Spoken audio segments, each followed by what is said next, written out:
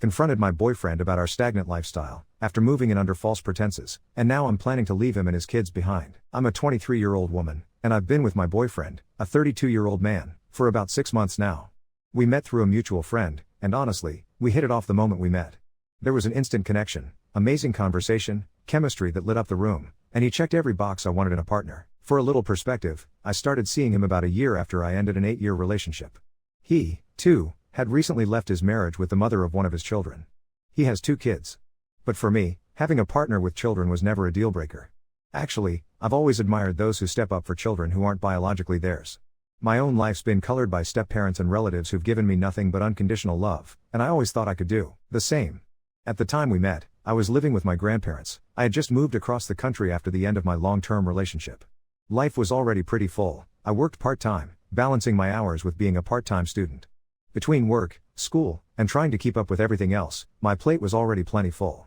Once we started dating, I found myself cooking and cleaning whenever I came over, simply to help out, since I could see he was juggling full-time work and 2 kids, full custody of the oldest, 50-50 custody of the youngest. He would always tell me how much he appreciated what I did when I visited, and he kept suggesting that since it was such a long drive from my grandparents' house, I should just move in with him. At first, I kind of laughed it off. We'd only been dating a month or 2 at that point. But eventually, he talked me into it. He told me living together would mean more time for us, time to do things we loved, like hiking, something we both supposedly enjoyed. I should mention, being active has always been a huge part of my life. I'm at the gym 3 or 4 times a week. I love hiking, horseback riding, or any kind of physical activity. When we first started talking, he made it sound like he was into all of these things too, said he was raised on a farm, and just never had time. He made it seem like me moving in and helping out at home would also mean more time for us, more hikes, more adventures. So I moved in, even though my grandparents had their reservations. They liked him but warned me he might not be the guy for me. Now, 6 months into the relationship and about 4 months of living together, the reality is a far cry from what I expected. We haven't gone on a hike, played a single sport, or done anything physically active together, unless you count walking to the grocery store. I've told him over and over how much an active lifestyle means to me. It isn't just a preference, it's necessary for my mental and physical health. But whenever I bring it up, he blames it on lack of time or the price of gas, insisting it's just not worth it right now. Meanwhile, any spare time he gets is spent planted on the couch, binge-watching anime for hours or glued to his video games for 6 to 8 hours straight. I'm left running after 2 kids, cleaning the house, making dinner, feeling less like a partner and more like a live-in nanny or a replacement for his ex-wife. To make things worse, he has this sense of humor about a woman's place being in the kitchen, making constant jokes about how cooking and cleaning are for women. He only helps when we grill food outdoors, because apparently, I'm not allowed to touch his grill. He half jokes that I'd break it. I was under the impression when I moved in that he'd be handling the bills for the house, his bills. I only ever planned to pay my own expenses. But now, with my part-time, minimum wage job, barely able to cover my own bills, he's been asking me to pay $500 in rent. That's half my monthly income. If I said yes, I literally would not be able to afford my own necessities. I do love him, he's patient with his kids, and he's kind to me. But he's stuck in his ways, too comfortable with his current life to even consider my needs. If I'm honest, it feels like he's looking for someone to manage his household and kids, not a real partner. It breaks my heart, but seeing the way he neglects not only his own physical health but his children's too, letting them spend days inside doing nothing but staring at screens, it really bothers me. But I'm not their mother. I have no authority to put them in sports or take them out for fresh air. I just have to watch it happen. Since moving in, my mental health has been spiraling. I feel myself slipping physically and emotionally, and stuck in this cycle. I can't figure out how to tell him I'm not happy anymore, and that while I care about him, I'm just not in love with him like I thought. I've grown to care for his children deeply, and the thought of leaving them behind tears me apart. Luckily, I've already talked to my grandparents and they've made it clear that I'm welcome to come home whenever I need. My heart is aching. I wish I didn't have to walk away from someone I once believed was everything I ever wanted, someone I thought was a wonderful, kind man, only to see he isn't the person I thought he was. Update 1. Back in September, I found myself at a breaking point and knew something had to change in my life. I, a 23-year-old woman, had been dating a 32-year-old man for 6 months, a man with 2 kids. I was working, taking college classes, and trying to keep my own life afloat, but somehow, the relationship had twisted into me being a full-time caretaker for his children and for him. Suddenly, I was juggling school, a job, and what felt like being a live-in nanny, all while also covering a good chunk of his rent and groceries. It was exhausting. At first, I didn't fully realize how much my life had shifted to revolve around him and his needs. I thought this was just me being in love and helpful, but the weight of everything started to make me question whether I was being naive. After a lot of soul-searching and encouragement, I decided enough was enough. On October 1st, I finally packed up my things and moved back into my grandma's house. Instantly, my world felt lighter. I wasn't constantly stressed anymore. I wasn't worrying about someone else's kids, or finances, or being caretaker to a boyfriend who seemed to think I was just there to take care of everything. But he didn't let go easily. Calls and texts rolled in, him telling me how much he loved me, how he'd never find anyone like me, how I was his soulmate and he couldn't imagine life without me. Every word felt so hollow after what I'd gone through. I stood my ground and refused to go back. I knew that if I returned, it would only mean returning to the same exhausting cycle. Just recently, out of nowhere, he texted me again. This time, he told me he'd slept with an ex-fling, someone older, with a reputation for sleeping with basically anyone who gave her a second glance. He said he felt disgusting after, but then turned around and blamed me for it, telling me it was my fault he made that choice. According to him, I'd hurt him so deeply that he needed to do it. Even reading his message, I didn't feel guilt or regret, just absolute certainty that I had made the right decision. My life is calmer and happier now, and for the first time in a long time, I feel like I can actually breathe. Update 2. He found a way around the block anyway. On a Sunday morning, he pulled up in front of my grandparents with both kids in the backseat and called from a different number to say he was outside and we just needed to talk. My grandpa was in the kitchen making coffee and went very still when I told him. I stood at the window and watched the kids kicking their shoes against the seat while he paced by the mailbox like he owned the whole street. I put on a sweater, walked out only as far as the porch, and told him he needed to leave. He tried to send his oldest up the walk with a card they'd made. I told him I wasn't taking it and that he couldn't use them to ask me anything. He called me heartless, then sweet, then begged for 5 minutes. I said no. My grandpa stepped outside and asked him to leave the property. When he didn't, my grandpa called the non-emergency line and that, finally, moved him. He drove off fast enough to rattle the street sign. That night, his younger child's mom reached out to me. We've never spoken directly before, we knew of each other and that was it. She said she heard he'd brought the kids to my grandparents and she was furious he dragged them into it. She told me the school had called her twice that week because the oldest kept falling asleep in class, and she asked, very carefully, if the screens and staying up late had been happening for a while. I sat on the message for an hour and then wrote back with just the facts. I told her what time the kids were usually going to bed while I lived there, who cooked, who did homework with them, and how much time he spent on the couch. It felt terrible and strangely freeing at the same time to put it in writing. 2 days later, I got served an email from his lawyer asking if I would confirm dates I lived there for a custody modification hearing. A separate email came from her lawyer asking the same thing. I didn't want to be in the middle of anything, but I also wasn't going to pretend I hadn't seen what I'd seen. I wrote a short statement with dates and what my role actually was in that household. No opinions, no adjectives. Just timeframes and tasks. I sent it and closed my laptop and cried into my dog's ears until he huffed at me and fell asleep. Somewhere in the middle of that, he sent me a long apology email. It was almost a manifesto. He admitted he never liked hiking and only said it because you seem to need that kind of guy. He admitted he wanted someone who could blend into his life with the kids because he can't handle chaos and being alone felt like chaos. He said the fling was a panic and a reaction and that he hated himself for it. He offered to go to therapy, to pay me back, to start fresh in a new apartment where I could have my own corner. He wrote that he would meet me where I am right after listing off where he needed me to fit. I read it twice and didn't respond. The hearing for the custody modification is in a few weeks. I don't know how it will go and it isn't my place to hope for anything except that the kids are okay. I handed my statement to the clerk and walked out into bright November sun and felt, for the first time, like the part of me that fawns and fixes things was finally sitting down and being quiet. In the spaces noise left behind, life picked up speed in a different direction. I got offered more hours at work and a small scholarship from my department that I didn't think I had a shot at. I signed a lease on a studio 10 minutes from campus with a window the size of my old dining table. My grandma packed me a casserole and my grandpa insisted on checking the locks twice like I was moving into a castle. On my first night there I fell asleep on the floor under a blanket with half my boxes still taped and it was the best sleep I've had in a year. I went on a hike by myself the next morning, a short one with a loop I could do before class. I left my phone on airplane mode and it was just quiet, damp leaves, cold air that bit at my nose, my legs burning in that way that feels like waking up. At the top, a fox cut across the trail and stopped long enough to look at me like, well, are you coming or not? I laughed out loud. I don't remember the last time I laughed alone and meant it.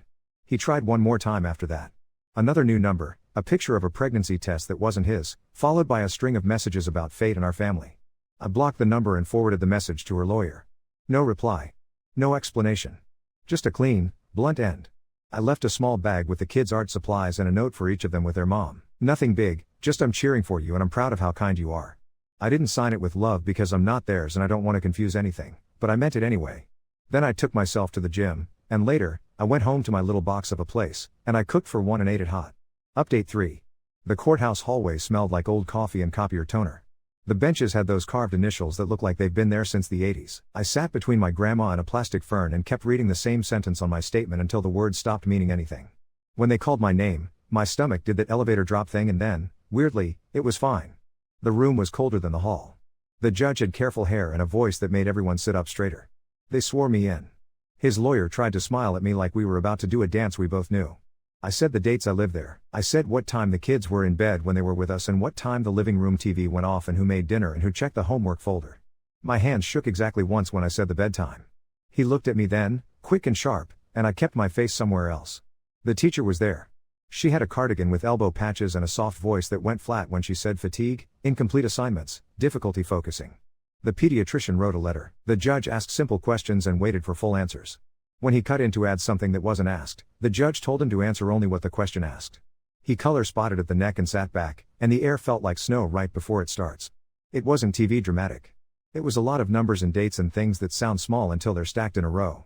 The order was careful. Earlier bedtimes, consistent exchange times, limited screen hours logged and shared, parenting classes for both, co-parenting courses, a re-evaluation in 6 months. The little one's mom got more overnights for now. There was a line about using children to contact third parties that made my whole spine exhale. Child support math happened. Everyone pretended not to listen too hard.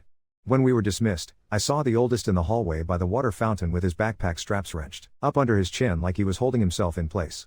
He was with his mom. She looked over his head at me and nodded one tiny nod. He shuffled forward and held out a folded paper. I bent down and took it. It was a fox he'd drawn with an orange highlighter and a pencil. It had too many teeth and perfect eyes. I told him, softly, that I was proud of how brave he was. He said, I made it at school, like that explained everything. Maybe it did. On the way out, he brushed past me near the elevator. He didn't touch me, but I felt it like static. You didn't have to do that, he said without looking at me. I didn't say anything. The elevator dinged. Somewhere I could hear my grandma laughing at something the metal detector did to her purse. My life has gotten very quiet in a way that hums instead of roars. I got a work-study position with the outdoor ed program on campus. I spend 3 mornings a week adjusting helmet straps and telling freshmen their Converse aren't hiking shoes and then walking a short trail loop behind the rec center with a group who have never noticed chickadees before. My calves burn, and it feels like coming back to myself one muscle at a time. 2 days after court, my building manager knocked with a fat envelope that had my name misspelled on the front. Inside were copied forms I'd never seen, an application to put my name as an authorized user on a utility at his address and a school emergency contact sheet with my old number and my grandma's house listed. My last name was right. My middle initial was wrong. I could have swallowed a light bulb and felt less buzzing than I did holding those papers. I called the utility, sat and hold music until I could recite the saxophone solo from memory, and learned there was no active account in my name. The school secretary was brisk and kind and took me off the sheet in under a minute. I forwarded scans to both lawyers with one line, "This is not me." His lawyer replied with, "Understood, I'll inform my client." Hers didn't reply at all, which I realized later felt better than anything. I changed my number. I put a bowl by the door for my keys even though it's just me and there's nowhere for them to hide. I taped the fox drawing inside my kitchen cabinet where I keep the spices. When I reach for cinnamon, there he is with his too many teeth, grinning. On Tuesday nights, I help a small herd of 9-year-olds tie climbing knots at the rec wall. One of them told me my hair looks like a bush that knows secrets. I didn't know what to do with that except laugh and say, "Thank you." I went back to a barn. Not the one from my childhood, but a place with sun-bleached wood and a wind chime made of spoons that clatters whenever the door opens. I mucked a stall for the first time in years and forgot how warm the air gets when you're up to your knees in clean straw. The mare I brushed had a crescent star in the habit of setting her chin in the exact wrong place for every stroke. She leaned into me anyway, massive and certain. I drove home with hay in my socks and my brain rinsed out. I didn't know it was possible to be that tired and that clear at the same time. Last weekend, I ran into his oldest and his mom at the climbing wall. It was by accident, the kind that makes you suck a breath in between your teeth. He was halfway up and he looked down and waved with his whole arm. His mom gave me that same small nodded permission. I stuck to the far lane and we traded a smile on the way out that meant we were both trying. I went home and roasted a chicken in my little oven and ate with the window open, the December air needling in, the sound of someone else's TV through the thin walls and my own apartment smelling like rosemary and fat and something earned. He hasn't tried to come by again. Maybe the line in the court order did what my blocked numbers couldn't. Maybe his lawyer told him to sit on his hands. Maybe he's busy. I don't spend much time guessing. When I think of him, it's like catching your face in a mirror you don't own anymore, brief, surprising, then gone. There was frost on the trail this morning, the kind that turns every leaf into a sugar cookie. I saw tracks I didn't recognize at first and then did. Small, neat, 4-toed. At the overlook, the air bit my nose and the town looked like someone set it inside a glass ball and shook. I stood there until my ears hurt and then kept standing a little longer. My phone was off. The world kept going. I walked back down. When I got to the bend where the pines close in, something flicked russet at the edge of the brush and stopped and looked at me like, "Well, are you coming or not?" I laughed out, loud again. I'm getting used to the sound. Update 4. At 5 in the morning my phone buzzed the way it only does when a number you saved under a noun calls, barn.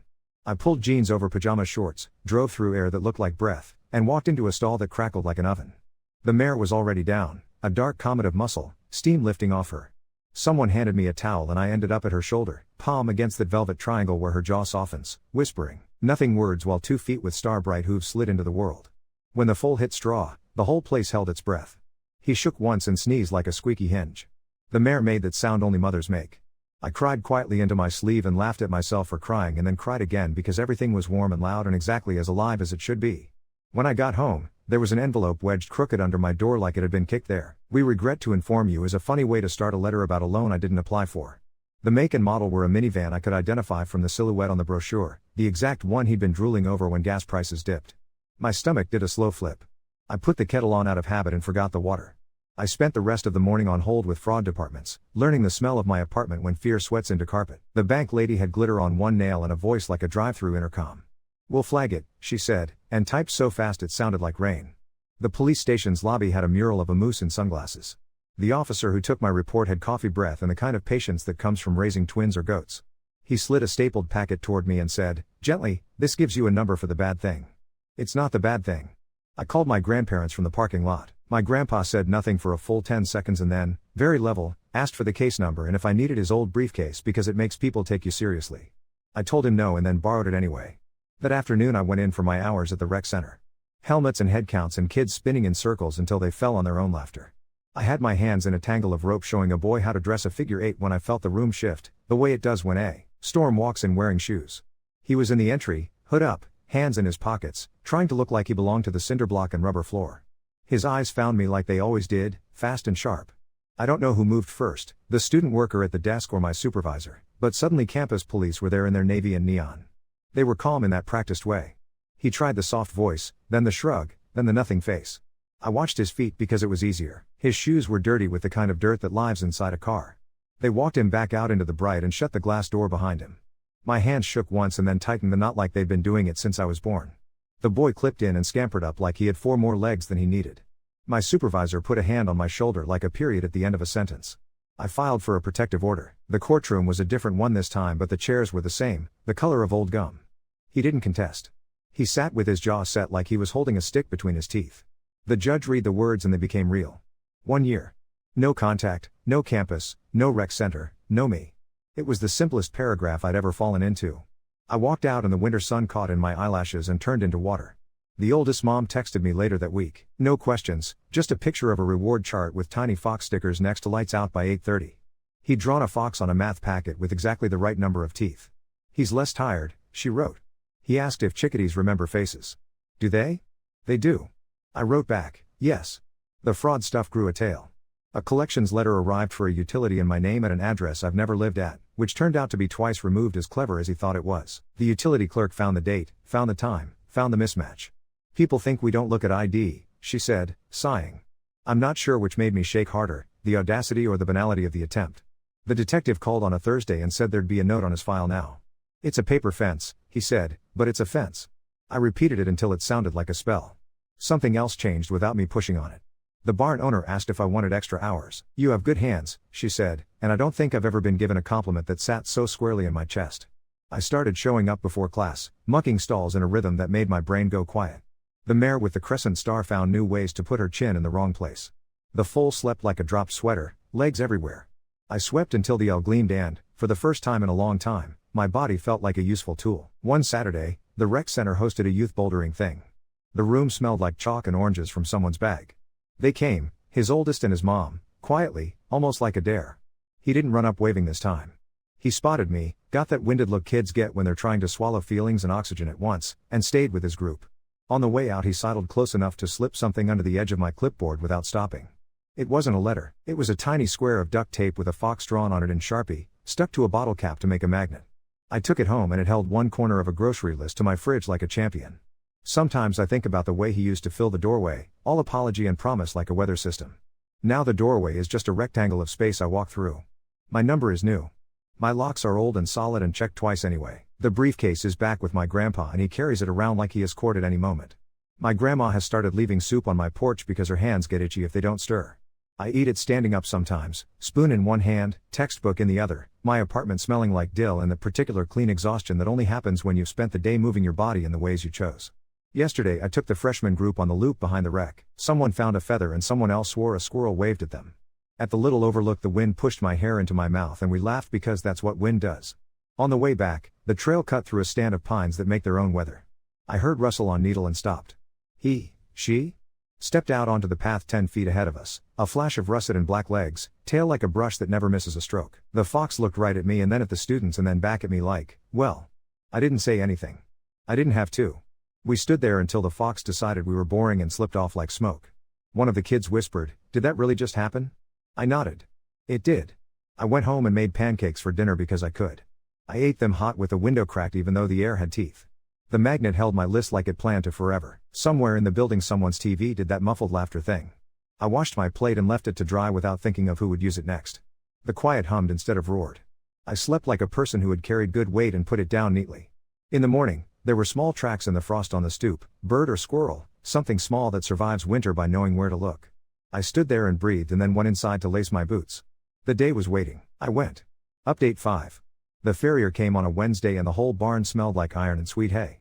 The foal had a name now, Kite, because his legs still think wind is a suggestion. He kept setting his chin on my shoulder like it weighed more than his head, breath warm and milk sour. The rasp made a zipper sound on tiny hooves and the barn owner said, "Easy, easy," like she was talking to the air. When Kite sneezed, my shirt caught a constellation of hay dust and I wore it home like glitter. There was a plain envelope in the mailbox with the county seal shoved at a tilt like someone had licked it in a hurry. A hearing date.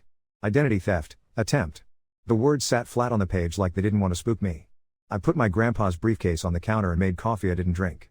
In the courtroom it was fluorescent and quiet in the wrong places. He didn't look at me. He looked at the table and then at the clock and then at the paper in front of him. The prosecutor's tie had cartoon fish on it that somehow made everything feel more official. He pled to something smaller than what it could have been and bigger than what he wanted. Restitution. Probation. A class with a name that made me imagine a whiteboard and a room full of men pretending not to know why they were there. 8 minutes and 3 signatures and the judge's gavel made a soft sound like a ring on a desk. Outside, air that had been squashed into winter all morning let go a little. I gave the briefcase back to my grandpa at dinner and he clicked it open and shut twice like a magician making sure the trick would work next time. A leasing office called the rec center looking for a reference with my name spelled right and my middle initial not even close. The student at the desk put the call on hold and mouthed you? I shook my head and then nodded and then took the phone and said, calmly, "I can't help you, there's a protective order, please remove my number." I pictured a spreadsheet losing a line. The detective called me later and said, "Paper fence reinforced," in a voice that made me think of the kind of fencing goats sneeze at and still don't cross. I let my shoulders come down one vertebra at a time. On a Friday I got a text from a number saved under school that just said, "Family art night." He asked if I'd tell you. I stood in the hallway that smelled like crayons and disinfectant and watched third graders carry posters twice the size of their torsos like surfboards. He saw me and did that small, contained hop kids do when they're not sure if jumping is allowed. His mom's eyes were steady on me the whole time like a bridge with good engineering. He showed me a fox made of torn magazine pieces, russet from a cereal ad, snow out of a toothpaste smile, eyes cut carefully from somewhere I didn't want to think about too hard. The teeth were right this time. He tapped them and said, "See?" I said, "I do." He showed me a chickadee with a head too big and a beak too sharp and it was perfect anyway. I stayed exactly as long as it took to read every label. On the way out he slid something into my hand without looking at me, a sticker of a fox with a backpack. I pressed it onto the inside of my briefcase and closed it on purpose. The outdoor ed program did a sunrise hike for a group who signed up because the email had a picture of clouds that looked like a spilled latte. We left in the dark and my headlamp turned my breath into a solid thing. A freshman tried to negotiate with the hill like it was a professor with office hours. At the lookout the town glowed like it was trying on spring. Someone said, "Is that fog or the world?" I said, "Yes." On the way down, the trail stitched through scrub and the kind of grass that paper cuts ankles. A fox stepped out like it had read the schedule. Black socks, brush tail, head turned toward us with that polite, bored interest of things that don't need us. The group went silent in a ripple. The fox glanced at me and then somewhere over my shoulder and flicked into the brush like a flame deciding to be smoke. The hill we'd argued with on the way up gave itself back easily. The mare with the crescent star learned a new trick, taking the brush in her teeth and refusing to let it go unless I hummed. I hummed. The aisle shone clean. My dog has figured out the barn routine and sleeps in the car with his head on my hoodie like it's a pillow he earned. At home I made lentils with a whole lemon cut into it because my grandma says citrus is a mood. The magnet, the duct tape fox on the bottle cap, held a coupon I didn't end up using like a champ. The building smelled faintly of bleach and someone making toast at the wrong setting. I stood at my window and watched a man in a red coat wait for a bus that arrived on time, which felt like a miracle dressed in municipal clothing. He hasn't crossed the fence. Maybe because the fence is paper and also now a row of words read out loud in front of a judge. Maybe because the class has a whiteboard. Maybe because he tripped on his own feet for once and decided the floor wasn't fun. I don't know, and I don't devote more than the time it takes to rinse a mug to wondering. The oldest asked me, dead serious, if foxes like oranges.